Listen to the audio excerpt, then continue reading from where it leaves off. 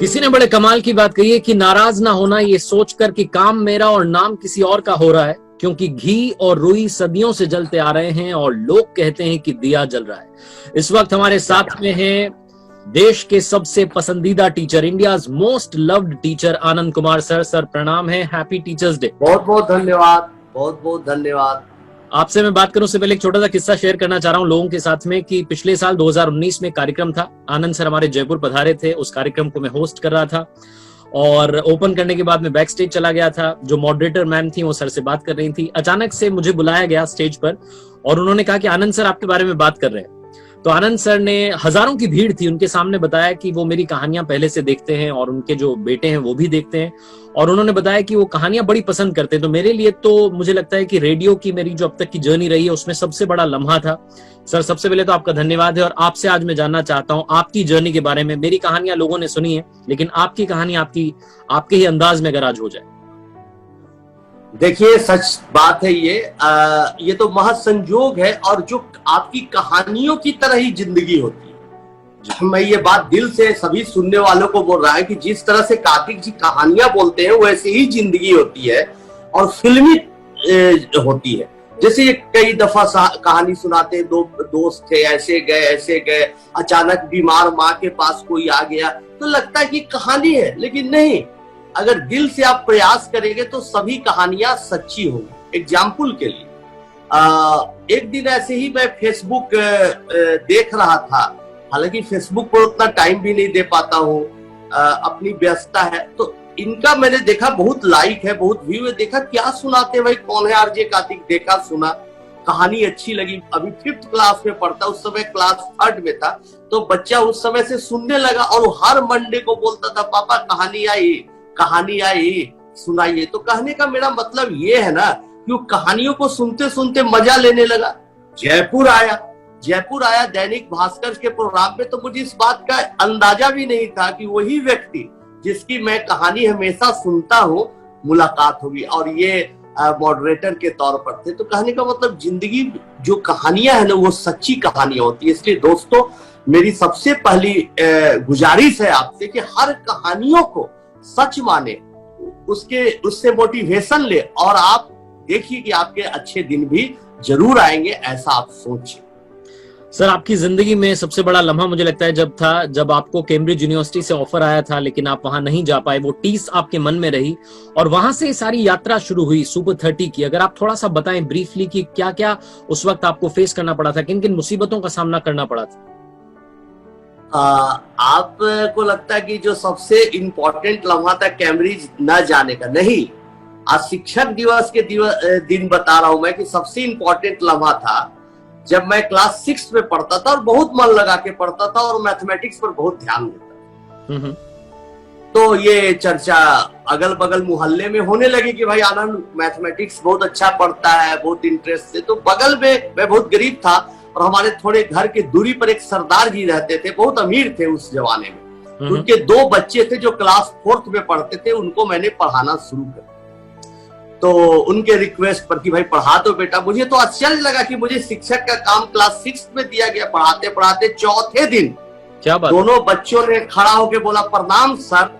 तो जो सर बोला, जो गुरु का दर्जा दिया ना, वो हमारे लिए जीवन का सबसे इम्पोर्टेंट दिन था। क्या बात है, जहां पढ़ा रहे। जी। तो उसी दिन से मैंने सोचा कि जीवन में तमाम मुश्किलों का सामना करना पड़े, फिर भी बनूंगा मैं टीचर। भले कैम्ब्रिज नहीं जा पाया, एडमिशन होने के बावजूद पैसों की तंगी थी, हवाई जहाज के टिकट कटाने तक का भी खर्च नहीं था। हमारे पिताजी पोस्टल डिपार्टमेंट में एक सिंपल एम्प्लॉय थे, बावजूद इसके मैंने कभी भी हिम्मत नहीं हारी और ये यात्रा चलती रही। कुछ दिन प्राइवेट कोचिंग इंस्टीट्यूशन में पढ़ाया, फील किया कि नहीं, यहाँ पर उन बच्चों के जीवन में तब्दीलियां आ नहीं सकती जिनकी मेरी जरूरत है। इसलिए फिर डिसाइड करके सुपर 30 की शुरुआत की। मेरा भाई प्रणव साथ दिया, माताजी साथ दिए और बाकी आप लोग फिल्म में या कहीं से और कहानी जानते हैं। तो टीचर बनने का जो पैशन क्लास 6 से था वो आज भी क्या बात है। और आपके पढ़ाए हुए बच्चे, जो कि बिहार के किसी गरीब परिवार का बच्चा जिसने एक बार सपना देखा होगा कि कभी मैं आईआईटी में जाऊंगा, आपके जरिए वो आईआईटी तक पहुंचता है और आज लंदन में एमएनसी में जॉब कर रहा है। कैसा लगता है सर ये सब जानकर के? और कभी उन स्टूडेंट से मुलाकात होती होगी आपकी?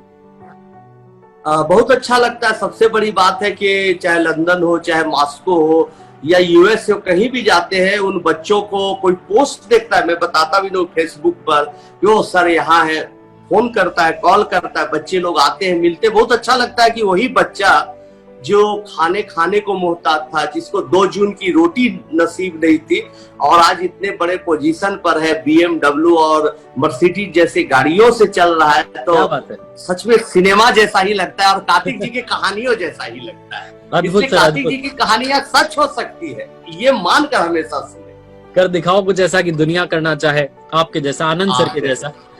सर मैं आपसे जानना चाह रहा हूँ कि आपका एक फंडा है कि आप हमने मूवी में भी देखा कि आप कई बार सुबह अर्ली मॉर्निंग पढ़ाना शुरू कर देते थे।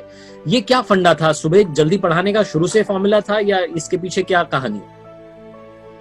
देखिए ये क्या है ना कि ये डिपेंड करता था। कभी कभी रात में भी देर रात तक पढ़ाते थे और कभी कभी ऐसा माहौल बन जाता था कि सुबह पढ़ाए। जाड़े का दिन होता था और एकदम शीतलहर चल रही है, उस माहौल में भी बच्चे ये जुनून रहता था, ये हौसला रहता था कि सुबह 6 बजे से हम लोग क्लास लेते थे, सिर्फ मैथमेटिक्स 9 बजे तक पढ़ाते थे, 3 घंटा 3.5 घंटा पढ़ाते थे। अब बच्चे पढ़ते हैं, तो अगर आप में जुनून है, कुछ करने का हौसला है, तो आप कुछ भी कर सकते। इसलिए आप अपने हौसले को मजबूत करिए और देखिए दुनिया आपके कैसे कदमों के सामने आएगी। राइट। मैं सर पढ़ रहा था कहीं पर कि आपके जो सुपर 30 के स्टूडेंट्स हैं उसमें हिंदी मीडियम के बहुत सारे छात्र छात्राएं हैं। अब मैं आपसे जानना चाह रहा हूं कि हिंदी माध्यम जहां पे आता है ना, कई बार लोग पीछे हट जाते हैं, उन्हें लगता है कि बड़ी कॉम्पिटिटिव एग्जाम है, हमसे क्रैक नहीं होगी, मुश्किल होगा, हिंदी वालों के लिए जगह नहीं होगी। लेकिन आपके वहां से हिंदी माध्यम वाले बच्चे भी कमाल करके आगे निकले हैं। उन स्टूडेंट्स के लिए आप क्या कहना चाहते हैं जो इस वक्त हिंदी मीडियम में पढ़ाई कर रहे हैं? देखिए हिंदी मीडियम में पढ़ाई करने वाले बच्चों को बोलना चाहेंगे कि अपना हौसला कभी ना कम करे। हिंदी बोल बोल के ही बहुत लोगों को हमने देखा है बहुत आगे तक पहुंचे हैं, दुनिया की उन ऊंचाइयों को भी छुआ है जिसकी कल्पना लोगों ने नहीं की है। तो अपनी भाषा को कभी भी हीन भावना के साथ मत बोलिए, गर्व के साथ बोलिए। हाँ, इंग्लिश जहां तक हो थोड़ा थोड़ा टाइम देके उसको सीखने का, समझने का प्रयास जरूर करिए, क्योंकि वो इंटरनेशनल लैंग्वेज है, उसके बगैर दुनिया नहीं चल सकती। लेकिन हिंदी में अगर आप अच्छे से अपने आप को व्यक्त कर सकते हैं तो हिंदी हमेशा गर्व और एकदम जोशो खरोश के साथ। राइट। मैं आपसे सर जानना चाहता हूं, आपका कौन सा सपना है जो अभी भी अधूरा है और कौन सा सपना है जो आनंद सर का पूरा हो चुका है? सपना हर साल कुछ न कुछ सपने पूरे होते हैं। बच्चे आईआईटी में जाते हैं तो लगता है हमारे अधूरे सपनों में वो बच्चे रंग भर रहे हैं, लेकिन अभी भी सपना है। मैं चाहता हूं कि हर हमारे दादाजी, बहुत इमोशनल बात बता रहा हूँ, हमारे दादाजी बहुत दुखी रहते थे, हमारे फादर बताते थे, इसलिए क्योंकि हमारे पिताजी अपने स्कूल में टॉप करते थे, गांव के स्कूल, और उनकी इच्छा थी कि बहुत आगे तक पढ़ाई करे, लेकिन उनकी पढ़ाई रुक गई और पोस्ट ऑफिस में नौकरी करनी पड़ी क्योंकि आर्थिक अभाव था। तो दादाजी को बड़ा दुख हुआ था। यही दुख हमारे पिताजी को हुआ जब वो चाहते हुए भी मुझे कैम्ब्रिज नहीं भेज सके धनाभाव के चलते। तो मेरा अगला जो है मिशन कि देश में ऐसी हालातें पैदा हो, ऐसी स्थिति पैदा हो कि किसी भी पिता को, किसी भी बाप को इस बात का कभी भी अफसोस न रहे कि पैसे के चलते हमारे बच्चे की पढ़ाई रुक गई। ऐसे व्यवस्था देश में हो, इसके लिए हम लोग अंतिम सांस तक प्रयास करते हैं। अद्भुत सर, अद्भुत। और आपकी कहानी को तो हमने सुपर 30 में और करीब से देखा है। मैं आपसे समझना चाह रहा हूं कि अगर मान लीजिए कभी सुपर 30 का सीक्वल बनता है या कभी इस फिल्म को बनाया जाता है दोबारा से, आप कौन से एक्टर को देखना चाहेंगे उसमें? फिर से ऋतिक रोशन जी ही को देखना चाहेंगे, क्योंकि तब तक हमारी उम्र भी थोड़ी बढ़ जाएगी, उनकी भी उम्र बढ़ जाएगी, तो कहानी मैच करेगी। और अच्छे कलाकार, उनसे अच्छा कलाकार कौन हो सकता है? हमारे बारे में समझे हुए, जाने हुए, काफी अभ्यास किए। आपने मुझे एक इंटरव्यू में बताया था पहले कि वो जब आप उनसे मिलने के लिए मुंबई गए थे तो इतना ज्यादा वो लीन हो जाते थे आपसे बात करते करते कि वो नंगे पैरी जो है नीचे तक आपको छोड़ने के लिए चले आते थे अपनी बिल्डिंग में। सही बात है, बात करते थे, फिल्म पर डिस्कशन करते थे, हमारे हाव भाव को रीड करते थे। तो मैंने देखा कि इतने लीन हो जाते थे, इतने मशगूल हो जाते थे कि जब मुझे नीचे अपार्टमेंट से छोड़ दे आते थे तो कई दफा ऐसा हुआ कि उनके पैरों में चप्पल नहीं होता था। उनका स्टाफ लोग बोलता है सर चप्पल आप छोड़ दिए। ओहो अच्छा।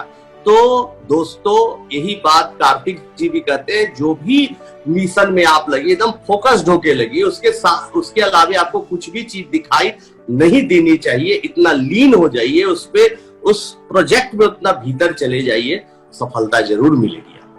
Absolutely sir. और जाते जाते मैं आपसे जानना चाह रहा हूँ, जितने इंजीनियरिंग एस्पिरेंट्स हैं, जितने भी स्टूडेंट्स हैं इस वक्त जो इस इंटरव्यू को देख रहे हैं, उनके लिए आनंद कुमार सर का क्या मैसेज होगा? हर चीज को गहराई से पढ़िए और उसके डेप्थ में जाइए। और ये ऐसा कब होगा?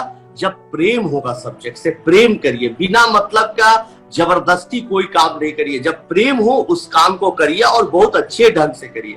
अगर आप ऐसा करते हैं तो आने वाला कल आपका होगा और बहुत अच्छा होगा। आपकी इच्छा शक्ति दृढ़ होगी तो रास्ते अपने आप निकल जाएंगे। कितने घंटे पढ़ने चाहिए, कौन किताब पढ़नी चाहिए, गुरु सब मिल जाएगा। आप इस बात की जरूरत सिर्फ है कि आप तैयार करिए कि मुझे करना क्या है और जरूर करके दिखाना है। तो सर एक बार अगर आप मेरे साथ कह देते, कर दिखाओ कुछ ऐसा कि दुनिया करना चाहे आपके जैसा। हाँ, कर दिखाओ कुछ ऐसा कि दुनिया करना चाहे आप जैसा। ये तो मैं भी सीखा हूँ आरजे कार्तिक जी से और कई जगहों पर बोलता हूँ। बहुत अच्छा, इसलिए कुछ अच्छा करिए।